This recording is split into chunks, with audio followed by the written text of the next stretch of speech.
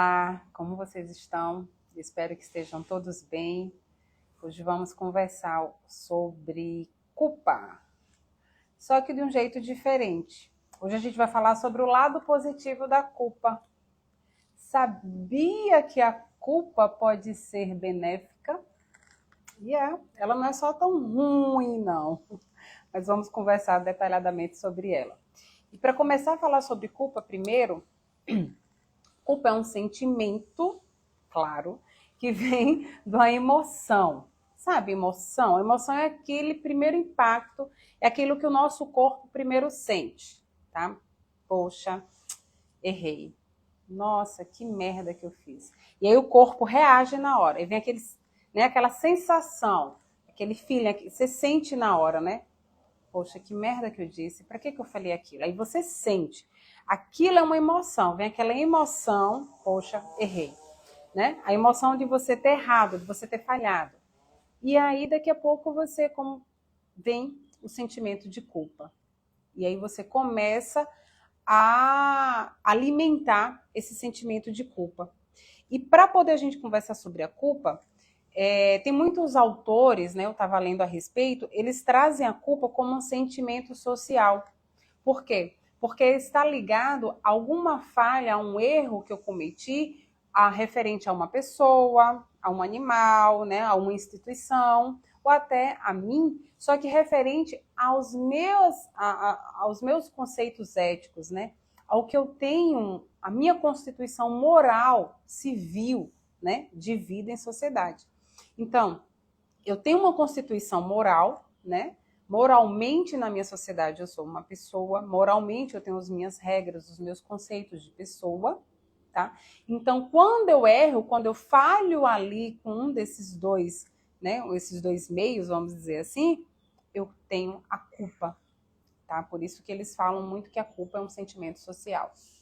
E aí eu vou dividir esse sentimento social em dois pontos para a gente poder compreender onde eu quero chegar. Um ponto é, por exemplo, quando eu falho perante a minha sociedade. Né? Por exemplo, eu tenho os supermercados aqui, cada vez mais, eles estão implementando o caixa sem o caixa. O caixa sem a moça, né? Sem a caixa, sem o caixa. Como é que fala? O caixa sem a moça, sem uma pessoa. Para você mesmo passar as suas próprias compras, né? E está cada vez mais comum. Então, eu tô com 5 itens ali, passar 4 itens e um eu jogo na bolsa, né? E vou dando aquele drible. Estou errada? Estou. Mas e a minha consciência perante aquilo?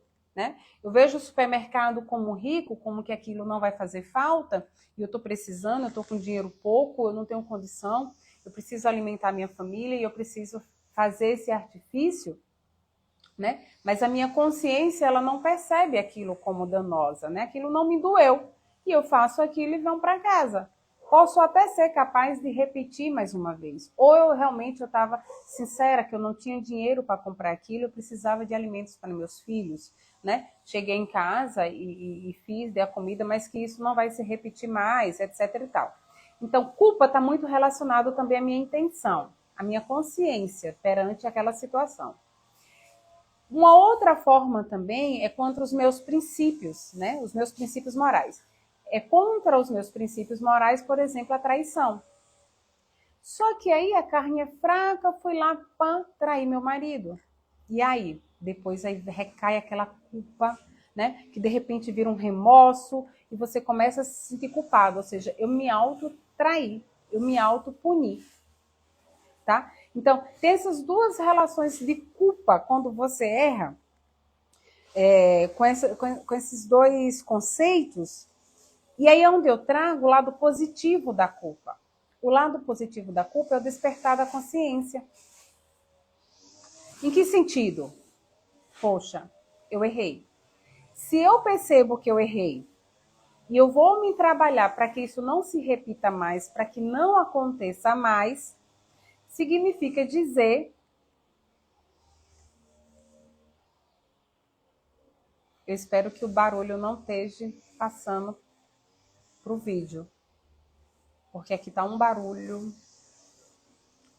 Eu esperei, comecei atrasada, esperando o barulho parar. Ele parou e agora ele recomeçou. Minha vizinha está limpando o quintal. E aí é barulho de máquina. Eu espero, se você puder me dizer, Flávia, se o barulho não está pegando no vídeo, eu te agradeço. Aí eu vou continuar. Deixa eu voltar onde eu parei. Tá. O lado positivo da culpa, né? O lado positivo da culpa é quando eu percebo que eu errei e eu vou me corrigir. Eu busco me corrigir diante daquele fato que eu cometi. Então, quando eu busco mudar, aí tem um lado positivo, ou seja, eu consegui expandir minha consciência. Eu despertei para algo, né, que até então estava ali adormecido. É como se o rapazinho ruim aqui da minha consciência começa a dar espaço para um rapazinho bom que está surtindo, que está nascendo, né, que está surgindo. Então, se eu vou no supermercado e faço aquilo, eu chego em casa, eu estou dando aquilo para meus filhos, por exemplo, só que aquilo está pesado, aquilo está me doendo. Nossa, para que eu fiz isso? Não, tudo bem que eu precisava, mas isso está errado, isso não está justo, eu não vou fazer mais. E aquilo ali me consome, mas se eu tenho a atitude de que aquilo eu não vou fazer mais, é o lado positivo da culpa. A culpa me ajudou a evoluir, me ajudou a crescer, né? Quando eu faço algo e aquilo para mim pouco importa, sabe? Aquilo ali não pesou para mim, eu não senti culpa, por exemplo, né? Nada aconteceu. Eu não evoluí, eu não mudei, eu vou continuar fazendo errado. Porém, quando eu sinto culpa e eu me prendo àquela culpa e aquela culpa fica ali martirizando, eu carrego aquilo pro resto da vida, eu estou no lado negativo da culpa, que é o quê? E aí eu trago para vocês. A culpa, ela pode ser um instrumento de controle. Eu vou começar a ser controlado por aquela culpa. E por que um instrumento de controle? Eu vou dar o exemplo para ficar claro. Por exemplo, relacionamentos abusivos, né? Quando o marido fala tanto para a mulher que ela é feia, que ela é burra, que ela é desonesta, isso eu estou usando as palavras assim, melhorzinhas, né? Coloque todos aqueles adjetivos ridículos dentro dessa palavra. Então o homem, toda briga, ele fica afirmando isso, afirma, afirma, afirma, afirma. De tanto ele afirmar aquilo, a mulher começa a se sentir culpada por ser daquela forma. Por mais que ela se reconheça não sendo, mas ela começa a desenvolver uma culpa de não atingir a expectativa do marido. Se ele acha isso de mim, é porque ele não me compreende como eu sou. E eu começo a me sentir culpada pelo que o outro está dizendo de mim. E aí eu fico cada vez mais presa dentro daquele relacionamento. Ah, por que não separa? Tem um jogo emocional ali muito grande que segura, que prende uma mulher desse jeito. E um dos meios de controle que o homem tem, ou a mulher, vice-versa, né, no relacionamento, é o controle. Quer ver outro controle? Chefe abusivo. Um chefe abusivo. Você dá sempre 100%, dá seu máximo todos os dias. Todos os dias você é aquela pessoa nota 10 no trabalho, é aquela pessoa que entrega tudo para o chefe, faz tudo o que o chefe quer. Você entra, né, cedo e sai em cima do horário, às vezes 10 minutos depois, porque você precisa deixar seu serviço impecável. Quando você não consegue... E aí seu chefe se elogia, fica elogiando você. Só que aquele elogio, por trás daquele elogio, tem uma intenção. É a intenção de que você tem que ser sempre assim, exemplar. E aí naquele dia que você precisa sair cedo, que você não consegue concluir sua tarefa até o final, você se sai culpado. Você sai com sentimento de culpa porque você não completou a tarefa, porque você não fez como deveria fazer ou como você não é como todos os dias. Isso é um sentimento, esse é uma ação de controle. De alguma forma o seu chefe exerce um controle sobre você, aquele trabalho exerce um controle sobre você. Entende como o controle é uma arma de dominação? As religiões, eles usam a questão do pecado muito como um controle. Quando eles falam assim, que só na religião é que você encontra o perdão, que você é sempre um pecador, que você é um pecador, que você precisa daquela religião para se salvar. Então você bota na sua cabeça, eu sou um pecador, sou pecador, tô pecando, tô pecando, tô pecando, tô pecando. Então eu preciso da religião para estar absorvendo o meu pecado, segundo a religião. Então é uma dominação sobre a consciência. E eu falei consciência, mas de fato isso tudo é muito inconsciente, porque a gente não tem consciência do que a gente está fazendo, entende? Pais, né, que manipulam os filhos se tornam pessoas que têm culpa até de sair, de tanta mãe falar, não sai com fulano, fulano não presta, não sai que vai acontecer isso, não sai que pode acontecer aquilo. Você começa a se sentir culpado de querer sair, sabe? Não me deixa só, eu vou ficar sozinha.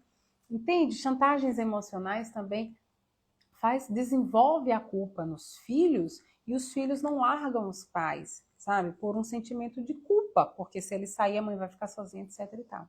Então a culpa também é um sentimento, é um instrumento de controle nesse sentido que eu trago. E quando eu me liberto da culpa? Quando eu trago consciência para as minhas ações. Quando eu tenho consciência, peraí, o que meu chefe está fazendo, isso não é leal comigo, isso não é legal. O que eu estou sentindo é culpa, peraí, o que meu marido está fazendo comigo, isso não é justo. Então, quando você traz esse sentimento à tua consciência, quando você tem consciência do que está acontecendo, é quando as coisas começam a mudar, tá? E como é que começam a mudar? Quando eu percebo que é a culpa, e aí vem a questão do arrependimento, né? Eu começo a me arrepender pelo que eu fiz, ou pelo que eu estou fazendo, ou por ser de determinada forma, eu me arrependo. E nesse arrependimento, eu também não fico nele, eu não fico paralisada nele. Eu faço um movimento, eu faço uma ação, eu faço uma reparação no que eu estou fazendo. Qual a reparação que eu tenho que fazer? O que eu preciso fazer para sair desse espaço de culpa? É pedir perdão a alguém? Eu vou pedir. Mesmo que aquela pessoa não perdoa, seja como for, mas eu vou fazer o uso do perdão. Ou se perdoar por durante 6 anos estar no mesmo trabalho, na mesma situação. Ou se perdoar porque ficou casada há 20 anos e só agora ela despertou, ela acordou o tanto de tempo que ela perdeu. Então, eu vou ficar no arrependimento? Poxa, me arrependo por não ter despertado antes? Não. Eu vou fazer um movimento, eu vou fazer uma ação, eu vou fazer uma reparação. E aí eu vou perdoar quem eu tiver que perdoar, ou eu vou buscar o perdão, ou eu vou me perdoar. Eu vou buscar a cura. Eu não vou ficar paralisado. E aí eu trago 3 exemplos bíblicos que mostram claramente como a gente não ficar na culpa, tá? Tem uma passagem bíblica, lá em Atos dos Apóstolos, descreve a questão de Saulo, quando ele chega em Damasco. Eu ia falar em Damascena, por isso que eu vim olhar, não é Damascena, em Damasco, a cidade chama Damasco. Saulo de Tarso, que depois ele vem a ser apóstolo Paulo de Tarso, tá? Saulo e Paulo porque ele tinha duas cidadanias, né? E aí quando ele recebe o chamado mesmo, ele assume o nome de Paulo de Tarso, apóstolo Paulo. Então, Saulo ele perseguia os cristãos, né? Depois da vinda de Jesus Cristo, Saulo é judeu, e os judeus até hoje, né? Alguns judeus, não são todos, né? Já é dividido isso, mas os judeus, de modo geral, eles não acreditam que Cristo, né, foi o enviado de Deus. Eles não acreditam no cristianismo. E naquele tempo, né, o cristianismo era tido como seita. Então, Saulo era uma pessoa muito reta, muito justa nos princípios bíblicos, nos princípios de Deus. E por ser seita, então ele se via no direito de caçar essas pessoas, porque eles estavam errados, entende? E Saulo caçava mesmo. Naquela época era comum castigar com chicotes. E Saulo, quando via um cristão, quando denunciava, ele chicoteava mesmo as pessoas, homens, mulheres, quem fosse. Eles entravam nas sinagogas e as pessoas que eles sabiam que era cristão, que ele ficava sabendo, ele levava para a prisão. Aquelas pessoas eram presas e tal. Então, Saulo era um perseguidor dos cristãos. E Saulo decide para Damascena, falei de novo Damascena, para Damasco, para poder perseguir os cristãos. Ele ia determinado, ele ia com uma turma, não ia sozinho, uma turma ia com outras pessoas, para perseguir os cristãos. né, em Damasco. E no trajeto que ele ia até Damasco, eles são tomados, surge no céu uma luz incandescente muito forte, capaz de cegar, né, momentaneamente Saulo. Todas as pessoas viram a luz, mas eles não ouviram o que falou. E naquela luz, Jesus vem a Saulo e pergunta: Saulo, por que persegues os meus? E Saulo pergunta: quem és tu, Senhor? Aí ele fala: sou eu, Jesus de Nazaré. Naquele momento, Saulo cai em si, tá?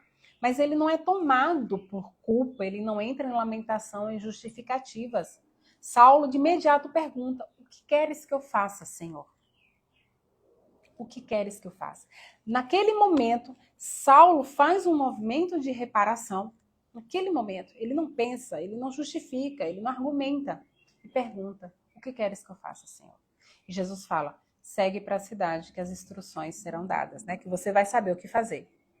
E aí na cidade, em Damasceno, ele encontra um senhor, um ancião, que consegue curar os olhos dele. Então Saulo volta a enxergar. E Saulo é o apóstolo que todos nós conhecemos, né? O apóstolo Paulo. Eu ia falar Pedro, o apóstolo Paulo, tá? Que todos nós conhecemos. E ele, claro, né? Vira cristão, passa de perseguidor para perseguido e é preso e etc e tal. Mas a chave aqui que eu quero trazer para vocês é que Saulo, olha quem era Saulo, né? Saulo batia, judiava. Mas na hora que Cristo traz ele à consciência, ele não fica preso naquela culpa. Ele rapidamente faz o movimento de reparação e segue o caminho dele. Outro exemplo, o filho pródigo. Quando ele está ali comendo com os porcos, lavagem com os porcos, ele para, cai a culpa nele, no sentido de que, poxa, nem os funcionários do meu pai comem tão mal como eu estou comendo com esses porcos. Eu sei que eu não sou digno de perdão, mas eu vou voltar e vou pedir emprego a meu pai. Naquele momento vem a culpa, naquele momento vem o remorso, o arrependimento, de repente, né? O arrependimento do que ter feito, mas ele não paralisou. Naquele mesmo momento, o filho pródigo, ele faz aquela reparação de voltar para casa. E aí, quando ele volta para casa, o que acontece? O pai avista ele à distância, abraça ele, dá a melhor roupa, faz a melhor festa, mata o melhor boi para ele. Entende como é importante esse processo de reparação para a gente fazer na vida? E vou trazer um outro exemplo para poder fechar os 3 exemplos, que é o exemplo de Pedro. Pedro negou Jesus Cristo 3 vezes, né? E Pedro, depois, quando Jesus Cristo ressuscita, que volta, Jesus Cristo tem a Pedro e pergunta a Pedro 3 vezes: Pedro, tu me amas? Pedro, sim, Senhor, tu sabe todas essas coisas, tu sabe que eu te amo. Pedro, tu me amas? Sim, Senhor, eu te amo. Pedro, tu me amas? 3 vezes. 3 vezes negação, 3 vezes a aceitação de Pedro para Jesus Cristo. Então, qual a chave que eu quero trazer aqui para a gente perceber? Por mais que eu tenha errado, por mais que eu tenha pecado, né? Por mais que eu não tenha sido justo perante as leis de Deus, mas eu faço um movimento de culpa, eu tenho a culpa cai em mim. Nossa, o quanto Pedro não deve ter se martirizado por ter negado Cristo e ter visto isso, né? O quanto ele não deve ter se martirizado. Mas ele faz um movimento de se erguer e de reparação, né? E lá na frente Jesus Cristo volta para ele. O que eu quero mostrar para vocês? Mostrar o seguinte. Nos 3 exemplos que eu dei, ninguém pediu perdão a Deus. Esses 3 exemplos que eu dei, ninguém se justificou. Oh, Senhor, eu fiz isso por causa disso. Ninguém se justificou. Esses 3 exemplos que eu dei, ninguém ficou se lamentando, sabe? Não. Os 3 exemplos que eu dei, eles erraram, vieram a culpa e a reparação. E na reparação vem o perdão. Primeiramente, o auto-perdão. E aí Deus se apresenta. Por quê? Porque Deus sabe da índole, do coração de cada um deles. Eles erraram, mas quando vem a consciência e você consegue fazer o trabalho do auto-perdão, automaticamente você está perdoado. Você volta para Deus. Você é o filho pródigo que você volta e você é digno de tudo do reino de Deus, vamos falar assim. Das melhores vestes, da melhor festa. Entende? Olha quem foi Saulo. Olha quem virou Pedro. O apóstolo.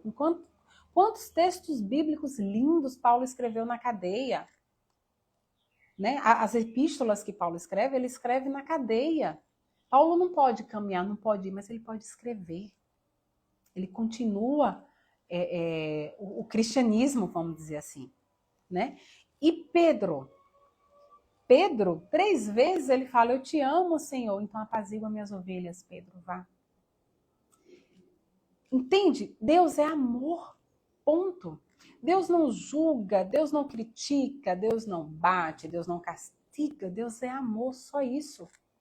Então, que façamos o movimento da consciência, que tragamos a nossa culpa à consciência e nos libertemos dela. Ao invés de ficarmos presos, aprisionados, que aprendamos a nos libertar da culpa.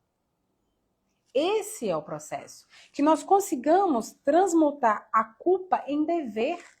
Qual é o meu dever? Não repetir mais, não fazer mais, ser correto com os meus princípios. Tá? E fazer o movimento da autopunição para responsabilidade.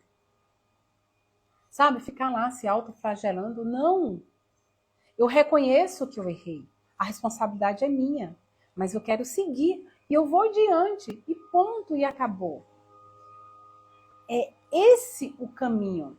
Então, a culpa, ela é importante? É, porque ela faz reconhecer que eu estou errado. Agora, ficar paralisado nela, ser vítima dela, ficar se vitimizando, é onde está o problema, é onde está o nosso processo, a nossa deficiência. Mas quando eu reconheço que eu errei, assumo a responsabilidade do meu erro e faço um movimento de reparação, perdoo e ou me auto-perdoo, eu volto para a minha jornada. Percebe que na Bíblia, os grandes, os big boss, vamos dizer assim, né? os discípulos, os apóstolos, as pessoas de nome na Bíblia, elas não são as pessoas que não pecam, as certinhas, as honestas. Não. Elas são as pessoas que caem e se levantam. Entende? Não é que eu não vou errar. Não é que eu não sou correto. Não é que eu seja correto o tempo todo. Não. Mas que eu aprenda a cair e me levantar. Que eu aprenda que eu errei e que aquilo é um aprendizado para mim. Que eu consiga continuar de forma reta, de forma justa, de forma correta. Entende? Então, como lidar com a culpa? Como Saulo, como Paulo de Tarso fez. Senhor, o que queres que eu faça? Entende? Sem justificativa, sem lamúria. Tá, eu errei? Poxa, ok. Mas, emoção, segura aí. Porque posso fazer nada porque já passou. Entende? O que queres que eu faça, Senhor? O que eu preciso fazer agora? Ir e fazer. Não ficar paralisado. Não deixar que a culpa domine. Entende? Então, o convite com minha palestra que eu faço hoje é que a gente saia do espaço de autopunição, de autoflagelação. Saia do espaço de se sentir culpado por nossos erros. Assumamos a responsabilidade, mas que façamos a reparação. Que façamos o movimento. Entende? De correção, né? E de auto-perdão. Entende por quê? Porque Deus é amor. Deus não vai te castigar, Deus não vai te punir, não. As leis daqui da terra, elas já funcionam para que isso aconteça. Entende? Sabe por quê? Porque a pessoa que só faz o mal, né? Aquela pessoa que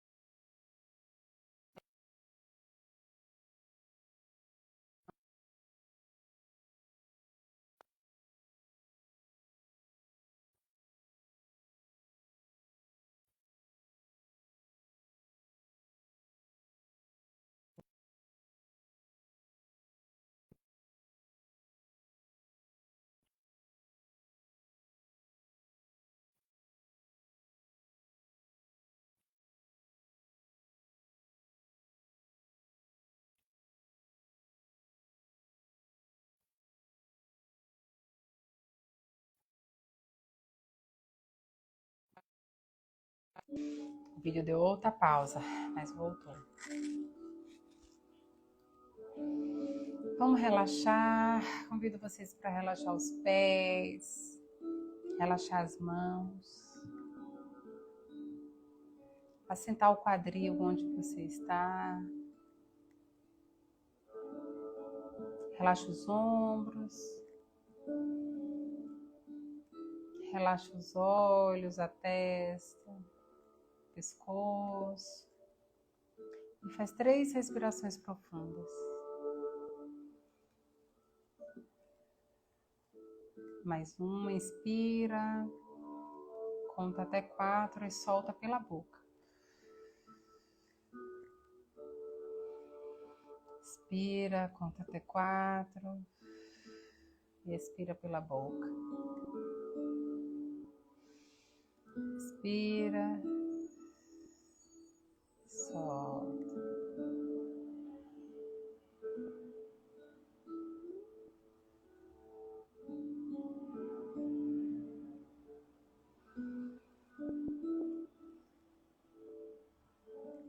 Gostaria de convidar você agora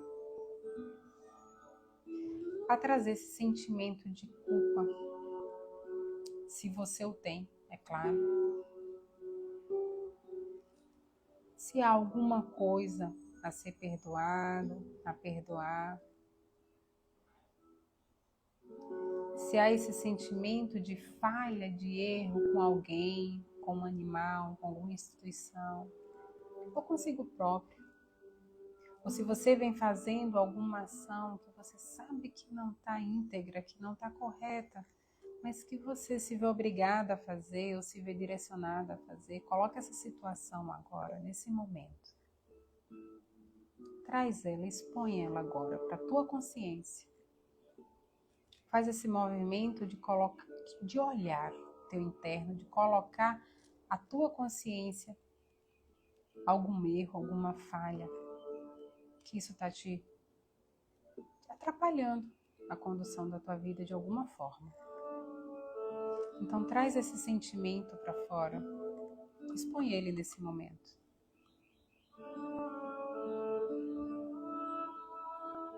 Amado Mestre Jesus Cristo, eu te chamo, Senhor, nesse momento, para visitar cada pessoa aqui presente. Para sondar, Pai, os nossos corações e as nossas intenções. Derrama sobre nós, Pai, a tua bênção e o teu amor nesse momento. E imagina que nesse momento dos céus desce uma luz dourada que te banha completamente. Essa luz penetra você por dentro e toma conta de todo o cômodo que você está. Imagina aquela foto de Jesus Cristo, que da mão de Jesus Cristo sai luzes. Essa luz que está te banhando agora é uma dessas luzes da mão de Jesus Cristo. E essa luz te acalma, te traz paz, serenidade. Como um abraço afetuoso, um abraço bem apertado e gostoso. Essa luz vem para te dizer que está tudo certo. Vem para te dar o perdão que você precisa. Vem para te acalentar e dizer: Deus te ama, minha filha. Deus te ama, meu filho. Deus apenas te ama. E segue o teu caminho.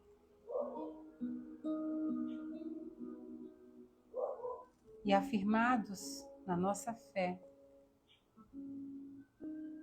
convido todos para que façamos um Pai Nosso, para que Jesus Cristo possa selar, limpar, harmonizar, curar todas as nossas culpas, nossos sentimentos de remorso, de arrependimento nesse momento. Pai nosso que estais no céu, santificado seja o vosso nome. Venha a nós o vosso reino, seja feita a vossa vontade, assim na terra como no céu. O pão nosso de cada dia nos dai hoje, perdoai as nossas ofensas, assim como nós perdoamos a quem nos tem ofendido, e não nos deixeis cair em tentação, mas livrai-nos de todo o mal, agora e para sempre. Que assim seja. Assim é.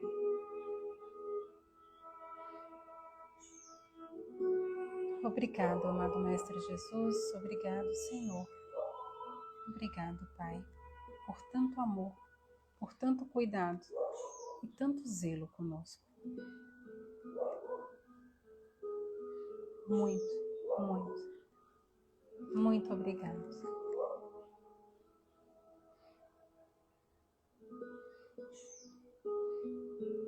E nesse movimento de paz, de amor e bênção, pode abrir os olhos, esticar os braços, espreguiçar. E obrigado. Obrigado você que ficou comigo. Obrigada pela paciência. Obrigado. Obrigada pela tua presença. E pode beber água. Eu já lembrei de mandar beber água.